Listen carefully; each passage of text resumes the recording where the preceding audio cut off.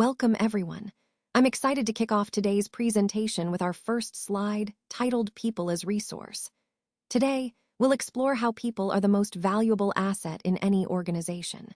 We'll discuss their role, how to maximize their potential, and why investing in people is crucial for success. So, let's dive in and see how people truly are our greatest resource. Let's take a closer look at the contents of this presentation. We start with an overview, which sets the stage for understanding the broader themes we'll explore. Moving on, we delve into human resources, a crucial factor that influences economic growth and development. Then, we examine different types of economic activities, beginning with primary activities, which involve natural resource extraction like agriculture and mining.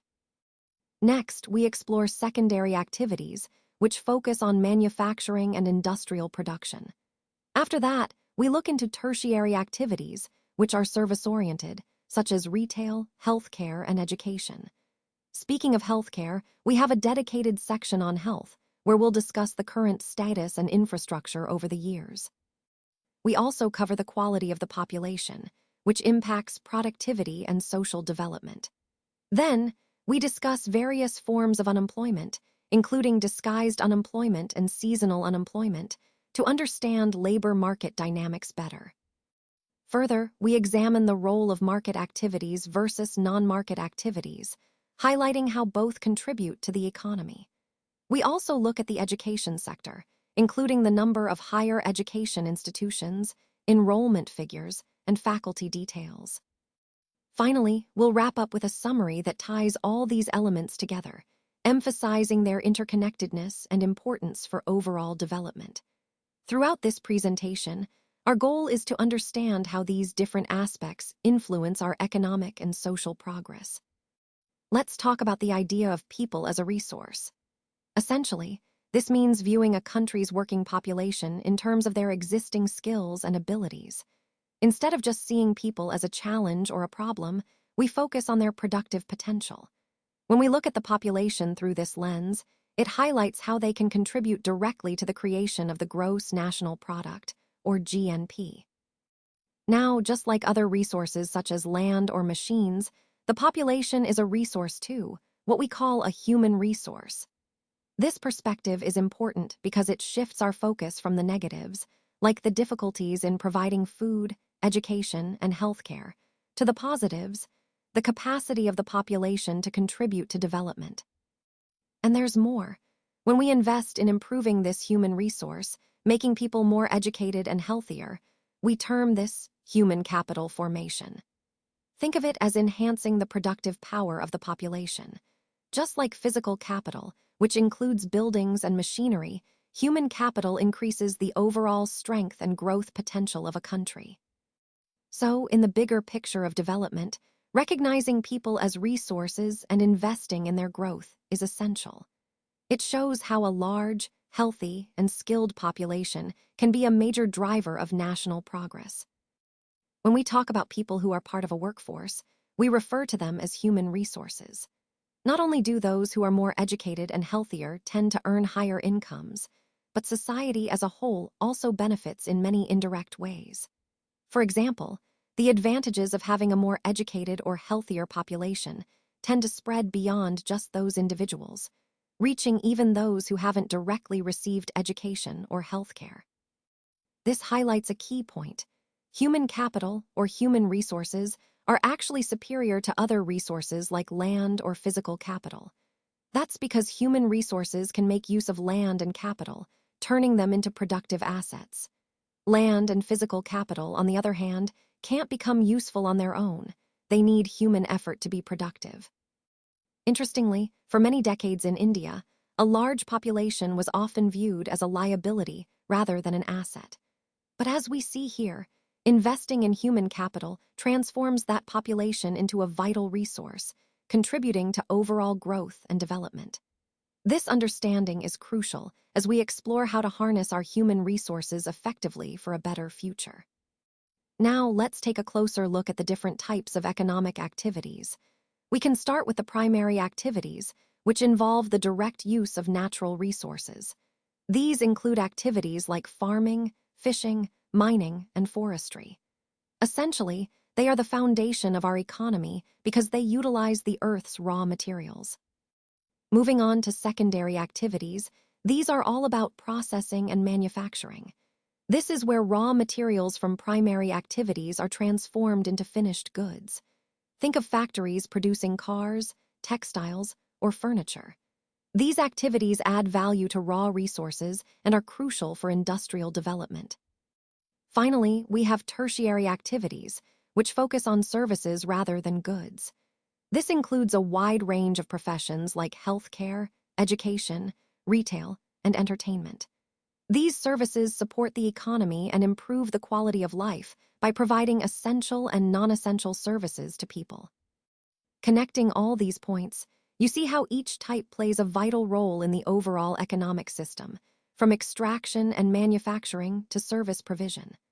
Understanding these activities helps us grasp how economies function and develop over time. Let's talk about primary activities. These are the economic activities that involve directly extracting natural resources from the earth.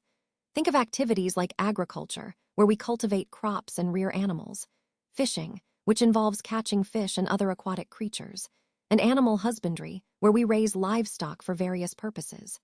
Besides these, there's mining and quarrying, where we extract minerals, stones, and other valuable materials from beneath the Earth's surface. These activities are fundamental because they form the base of all economic activity. They provide the raw materials needed for further processing and manufacturing. Throughout this presentation, we'll see how these primary activities are crucial for the development of any economy, especially in regions where natural resources are abundant. So, understanding these activities helps us grasp how economies grow and sustain themselves through the utilization of their natural environment. Now, let's move on to the next part of our discussion, secondary activities. Manufacturing is what we call a secondary activity. Essentially, it involves taking natural resources, things like minerals, forests, or agricultural products, and transforming them into finished goods or products that we can use. This process is crucial because it adds value to raw materials, making them more useful and accessible for everyday life. So, in a way, natural resources are the starting point, and through manufacturing, they are modified and shaped into the products we rely on. This connection between natural resources and manufacturing illustrates how our economy is built on transforming what nature provides into the goods we need. Now, let's move on to the next category of economic activities, which is the tertiary activities. These are the activities that support the primary and secondary sectors. Essentially, they provide services that help facilitate other economic activities. For example, banking is a key tertiary activity because it offers financial services that enable businesses and individuals to operate smoothly.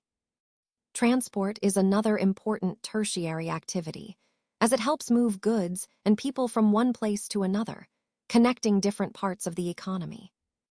These activities are crucial because they make the economy more efficient and accessible. Without services like banking and transport, the primary activities like farming or mining and secondary activities like manufacturing would face many challenges. Throughout this presentation, we've seen how all these sectors are interconnected. Tertiary activities play a vital role in supporting the entire economic system by providing essential services that keep everything running smoothly. Now, let's move on to the next important concept, market activities. When we talk about market activities, we're referring to the process that happens when a product or service is produced specifically to be sold in the marketplace. Essentially, it's about the creation and exchange of goods or services that consumers want or need. These activities are the backbone of how businesses operate and how economies grow. By producing and selling these products or services, companies engage in various steps like marketing, pricing, and distribution, all aimed at satisfying customer demand. Recognizing these activities helps us understand the broader picture of how markets function and how economic value is generated. Remember, these activities are crucial because they connect the producer to the consumer, completing the cycle of supply and demand that keeps the economy moving forward. Let's talk about non-market activities today. These are activities that don't involve any financial transactions at all. They are usually done without the main goal of earning money or making a profit. For example, think about household work that a housewife does. This work is essential for daily life, but it doesn't generate income directly. Similarly, a farmer might grow crops just for his own family to eat, not to sell in the market. Another example is a teacher giving tuitions to his own child. Again, there's no monetary exchange involved in that activity. The key point here is that these activities, although they don't bring in money, are very important for the well-being of families and communities. They often go unnoticed in economic measurements, but they form the backbone of social and household life. So, when we look at the overall economy, it's crucial to recognize that non-market activities play a vital role in supporting the market activities and the overall social fabric. Let's take a closer look at the economic activities carried out by men and women and how they are classified. These activities are grouped into three main sectors: primary, secondary, and tertiary. The primary sector includes activities like agriculture, forestry, animal husbandry, fishing, poultry farming, mining, and quarrying. These are typically the activities that involve using natural resources directly from the earth. The secondary sector, on the other hand, is all about manufacturing, transforming raw materials into finished products. This includes industries like factory production, construction, and other forms of manufacturing. Then we have the tertiary sector, which focuses on services. This includes trade, transport, communication, banking, education, health, tourism, insurance, and many other service-oriented activities. These activities are crucial because they not only produce goods and services, but also add value to the national income, helping the economy grow. It's also important to understand that economic activities are divided into market and non-market activities.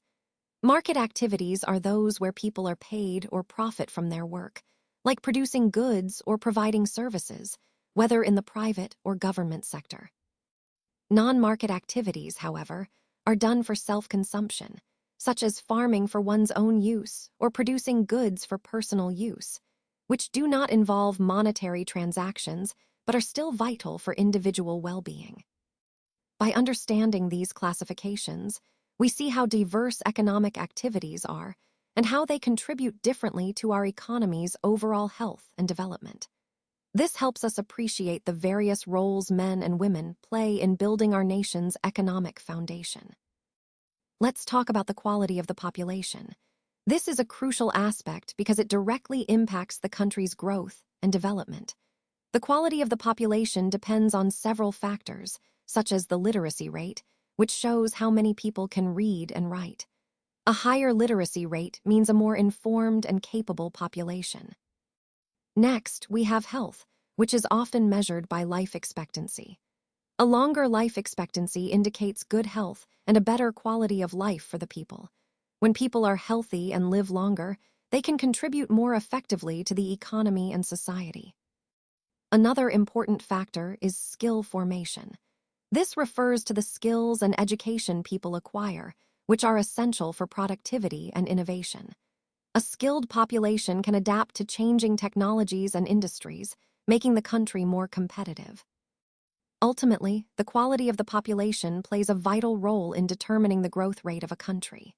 A literate, healthy, and skilled population is truly an asset because it fuels progress and prosperity.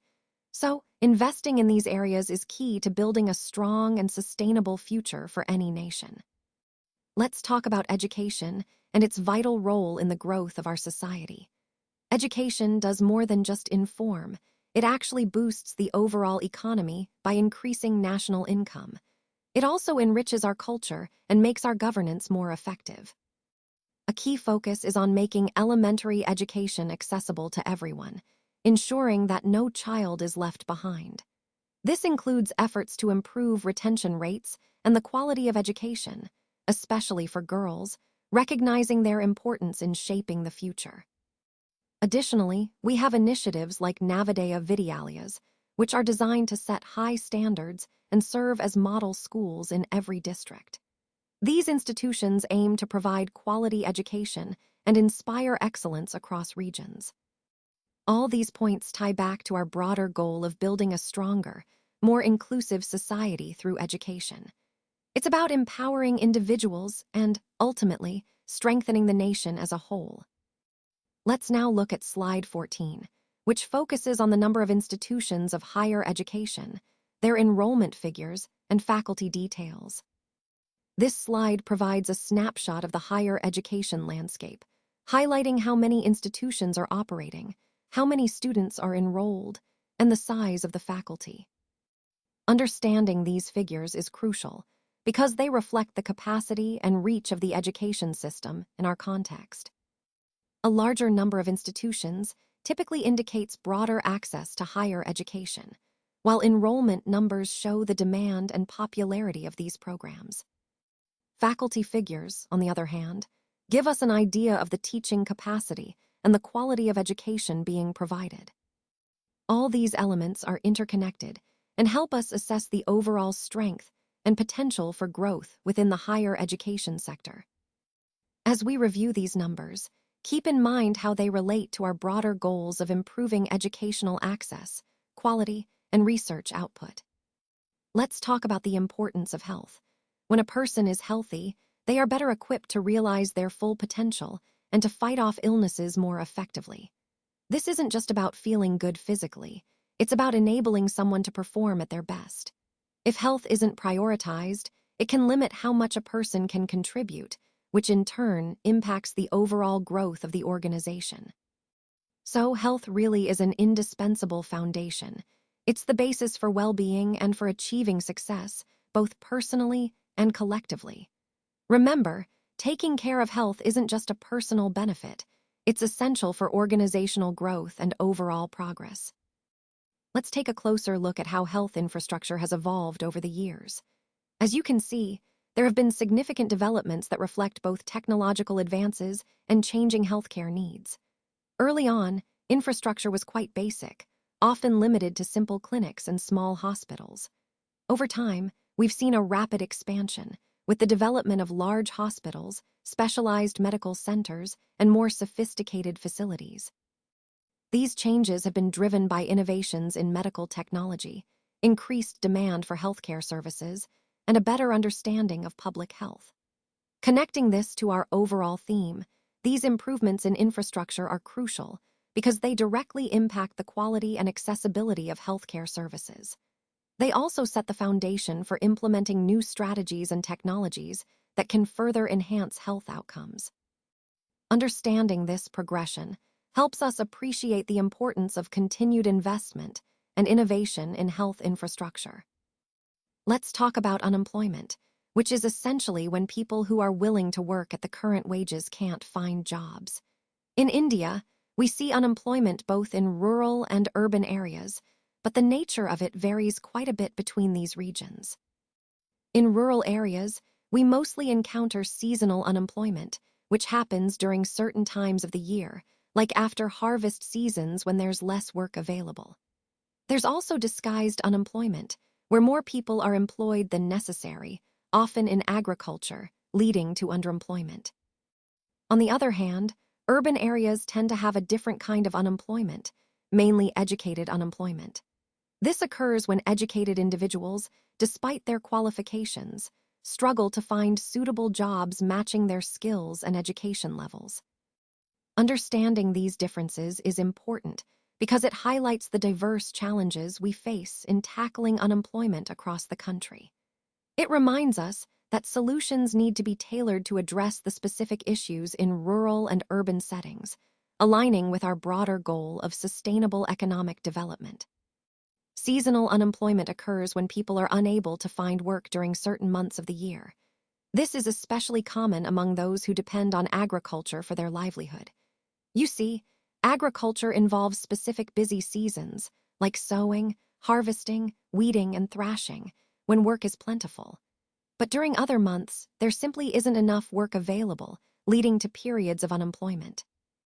This pattern highlights how seasonal factors can impact employment and income stability for many workers. It connects to our overall discussion on employment challenges, showing us how seasonality can create fluctuations in job opportunities throughout the year.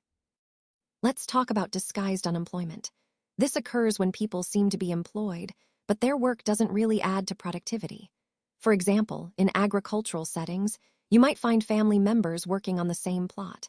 The work might only require 5 people, but you'll see 8 working there. The extra 3 people are what we call disguised unemployed. They're working alongside the others, but their contribution doesn't actually increase output. If you remove those 3, the productivity of the field stays the same. This highlights how some employment, especially in agriculture, can be inefficient.